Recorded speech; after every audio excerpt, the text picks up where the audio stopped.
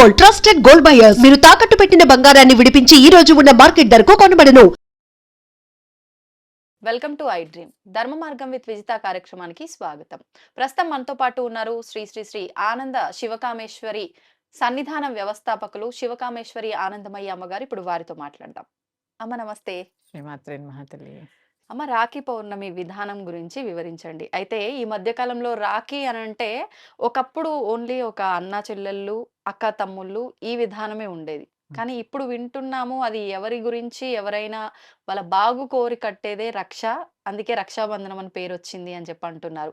అసలు రోజులు గడుస్తున్న కొద్దీ ఈ ధోరణిలు మారుతూ ఉంటే ఆ పండుగలు కూడా వదిలేయాలేమో అనే ఆలోచన వస్తోంది. అంటే ఎవరికి తోచింది వాళ్ళు చెప్తే అసలు ఎవరు ఏం చేయాలనే ఒక కన్‌ఫ్యూజన్ అనేది క్రియేట్ అవుతుంది. దీని గురించి మీరు క్లియర్‌గా వివరించండి. తప్పకుండా తెలియజేస్తానమ్మా. యా దేవీ సర్వభూతేషు శక్తి రూపేణ సంస్థిత శ్రీమాత్రే నమః. శ్రీ గురుభ్యో నమః. రాఖీ పౌర్ణిమ అక్క చెల్లెళ్ళమందరం కూడా చాలా ఎదురు చూసేటటువంటి పండగ, పండగ. ఉత్సవం. అంతే. రాఖీ మహోత్సవం అనే చెప్పాలి. ఎందుకంటే పుట్టింటికి వెళ్ళాలి అంటే ఆడపిల్లలు ఎప్పుడు ఎప్పుడు పంపిస్తారా ఇంట్లో అని తహతహలాడుతూ ఉంటారు. అవును. రాఖీ అనంగానే తప్పకుండా పంపిస్తారు అని చెప్పి హ్మ్. ఆడపిల్లలు ఉత్సాహంగా ఉంటారు. అంతే. ఇక అసలు రాఖీ, హ్మ్.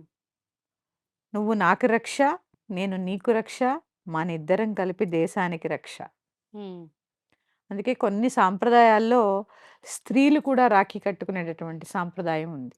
అవును. ఇక్కడ కూడా అక్క చెల్లెళ్ళకి కూడా కడతారు రాఖీ. కడతారు. కడతారు. హ్మ్. అంటే ఇక్కడ అర్థం ఏంటి? నువ్వు నాకు రక్ష, నేను నీకు రక్ష. మనిద్దరం మళ్ళీ ఎవరికి రక్ష అవ్వాలి? దేశానికి రక్షగా మారాలి. అంటే దేశానికి రక్షగా మారాలి అంటే ఎలా ఉండాలో అలాగే ఉండాలి. హ్మ్. ఇక్కడ అన్నదమ్ములు, అక్క చెల్లెళ్ళు తెలుసుకోవాల్సినటువంటి విషయం. హ్మ్. చాలా ఉత్సాహం కదమ్మా రాఖీ అంటే. అంటే ఆ రక్ష అనేది ఒక్క రోజుకి సంబంధించిందేనా? కాదు. సంవత్సరం అంతా కూడా నీకేదైనా కష్టం వస్తే అటు తమ్ముడికి అక్క కానీ, లేదా అన్నకి చెల్లె గాని, చెల్లికి అన్న గాని, నీకు నాకు నువ్వు మళ్ళీ రాఖీ కట్టే వరకు ప్రతి సంవత్సరం వస్తుంది గదా! వస్తుంది. నేను నీకు రక్షగా ఉంటాను హ్మ్. అని ఒకళ్ళనకొకళ్ళు ఆ మాట భరోసా ఇచ్చుకోవడమే ఈ బంధం యొక్క ఉద్దేశ్యం. ఉద్దేశ్యం. అంతే తప్ప మా రూ. 100 పెట్టి రాఖీ కొన్నాం, 1000 పెట్టి రాఖీ కొన్నాం కాదు. అసలు ఏ ఆడపిల్లైనా తనకి కష్టం వచ్చినప్పుడు హ్మ్. అన్నదమ్ములకి వెళ్ళి చెప్పుకునే సందర్భం ఇప్పుడుందా?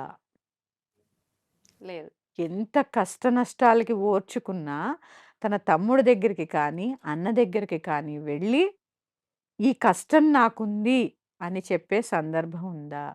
ప్రతీదీ ఏమవుతోందంటే మనం ఫైనాన్స్ తోటే ముడిపెట్టి ముడిపెడతాం. చూసేసరికి బంధాలు కూడా దూరమైపోతున్నాయి. అవును. ఎక్కడ వచ్చి ఏదైనా అడిగితే మనం చెయ్యాల్సి వస్తుందో అనే ఇదిలోనే అన్నదమ్ములు ఉంటున్నారు. అన్నదమ్ములకి కష్టం వస్తే ఆ!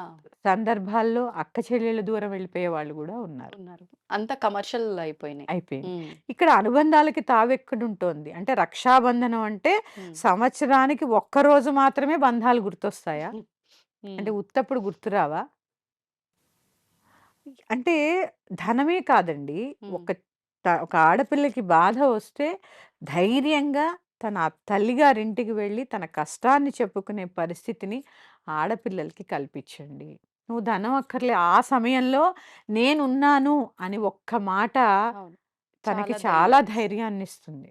ఎందుకంటే ఆడపిల్లలు సహజంగానే చాలా సున్నిత మనస్కులై ఉంటారు. అవును. అలాంటి సందర్భంలో ఒక కష్టం వస్తుంది. నష్టం వస్తుంది. ఎవరితో చెప్పుకుంటుంది? హ్మ్.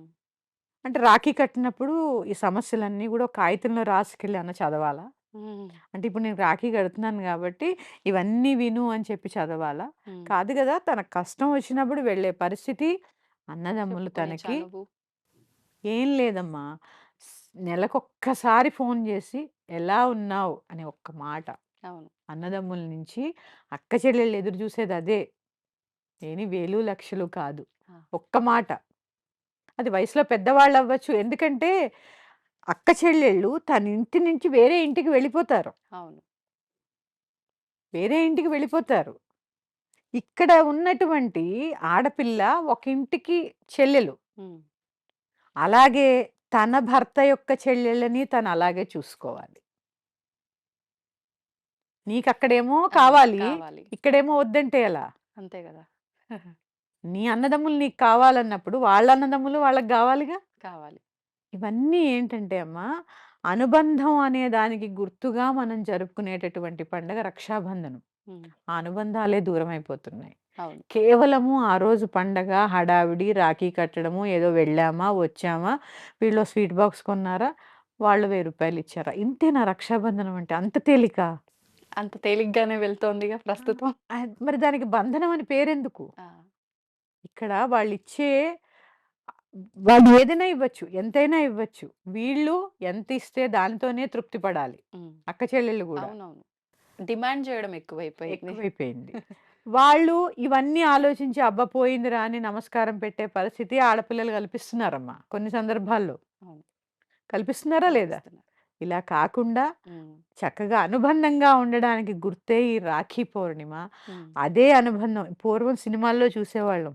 ఇప్పుడు మనం చూస్తే అబ్బా! ఏంటి ఇంత ఓవర్ యాక్షన్ చేస్తున్నారు అనుకుంటాం. హ్మ్. కానీ ఒక్కసారి ఆ రిలేషన్ చూడండి. చెల్లికేదన్నా కష్టం వస్తే అన్న, అన్నకేదన్నా కష్టం వస్తే చెల్లి వాళ్ళ ఎమోషన్‌ని ఎలా చూపిస్తారు? అవును. ఆ ఎమోషన్ను అది ఎమోషన్ కాదమ్మా. రక్త సంబంధం. నేను ఒక చోట ఎక్కడో విన్నానమ్మా. హ్మ్. భర్తని మనం సెలెక్ట్ చేసుకోవచ్చు. అన్నదమ్ముల్ని మనం సెలెక్ట్ చేసుకోలేం. ఎందుకంటే తల్లి గర్భంలోంచి మనకన్నా ముందో, మన మనకన్నా తర్వాత. వెనకాలో మనతో పాటొస్తారు. వాస్తవం. అందుకని ఆ బంధం చాలా ప్రత్యేకమైనది. హ్మ్. చాలా ప్రత్యేకమైనది. అన్నదమ్ముల బంధం అంటే చాలా చాలా విలువలతో కూడినటువంటిది. హ్మ్. ఈ దీంట్లో ధనానికి తావిచ్చేటటువంటి అంశాలే లేవు. హ్మ్. అవసరమైతే ఏదైనా సందర్భం వస్తే ఒకళ్ళకొకళ్ళు ఇచ్చిపుచ్చుకోవడంలో తప్పు లేదు. తమ్ముడికి కష్టం వస్తే అక్క నిలబడాలి. అక్కకి కష్టం వస్తే తమ్ముడు నిలబడాలి. అవును. ఇలాంటి సందర్భంలో చక్కటి అనుబంధానికి గుర్తుగా రాఖీ ధరించండి. అంతే హ్మ్. తప్ప అదొక పండగ, ఆ రోజు హాలిడే, హ్మ్. ఖచ్చితంగా ఆ రోజు రాఖీ కట్టాలి కాదు. దాని బదులు కట్టుకోవడం మానేసినా పెద్దేమి ఏముంది? ఆ ఒక్కరోజు కోసం ఏముంది? అదొక ఎమోషన్. అంటే ఆ రిచువల్స్ మనం పాటించాలి గాబట్టి పాటిస్తున్నాము. పాటిస్తున్నామా? కానీ దానితో పాటు ఆ విలువలని పాటిస్తూ పట్టించాలి. బంధాలను పెంచుకోవడం పైన ఫోకస్ లేదు. లేదు. పెంచుకోవాలనేదే నేను మనస్ఫూర్తిగా కోరుకుంటున్నాను. ఎందుకంటే నాకొక తమ్ముడున్నాడు. చక్కగా వాడెప్పుడు 10 కాలాల పాటు చల్లగా ఉండాలని నేనెప్పుడూ కోరుకుంటాను. వాడు అలాగే కోరుకుంటాడు. ఆ హ్మ్. బంధం ఎప్పుడూ అలాగే నిలబడాలని మనస్ఫూర్తిగా కోరుకుంటూ, ఆ అమ్మవారి ఆశీస్సులు అన్నదమ్ముల మీద, అక్క చెల్లెళ్ళ మీద మెండుగా ఉండాలని కోరుకుంటూ, మరొక్క అంశంతో మీ ముందుకొస్తాను. శ్రీమాత్రే నమః. స్వస్తి. శ్రీమాత్రే నమః అమ్మ. శ్రీమాత్రే నమః.